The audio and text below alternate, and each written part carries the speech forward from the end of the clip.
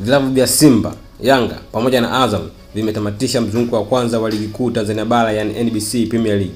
Na kama nitakuwa mara ya kwanza kabisa unajiunga na channel hii pendwa kabisa michezo, basi usisahau kusubscribe na kucomment ili kuwa kwanza upate taarifa mpya zinapotoka.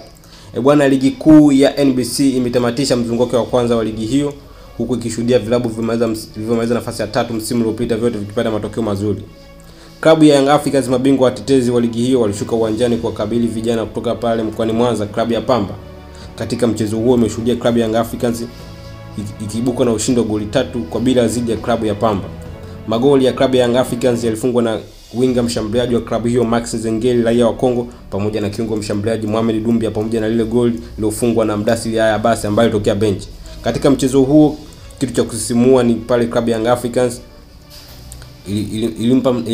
ilimkutanisha mtoto mwenye ukosefu wa viungo anayefahamika kwa jina la Ali Kimana katika kukutana na wachezaji na timu ya pamoja na kukutana na wachezaji na viongozi wa klabu ya Young Africans.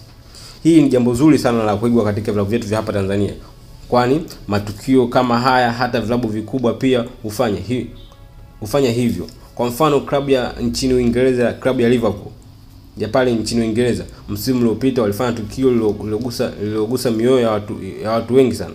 Klabu ya Liverpool ilimpa nafasi mtoto anayefahamika kwa jina la Isaac. Mtoto huyo mwenye matatizo ya Hoff Hishon kwa kitaalamu.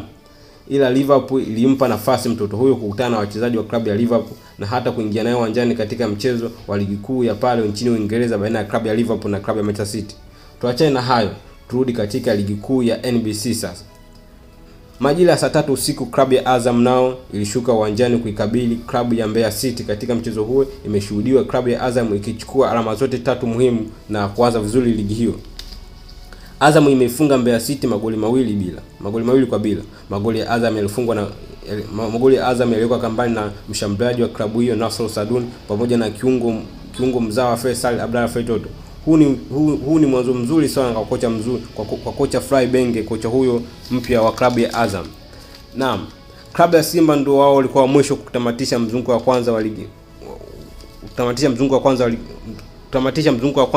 wa ligi kuu Tanzania bara. Klabu ya Simba ilishuka uwanjani kuwakabili klabu ya Fountain Gate katika mchezo uliochezwa katika uwanja wa Benjamin Mkapa. Mchezo huo umeshuhudia klabu ya Simba ikibuka na ushindi wa goli 3-0 dhidi ya klabu ya Fountain Gate.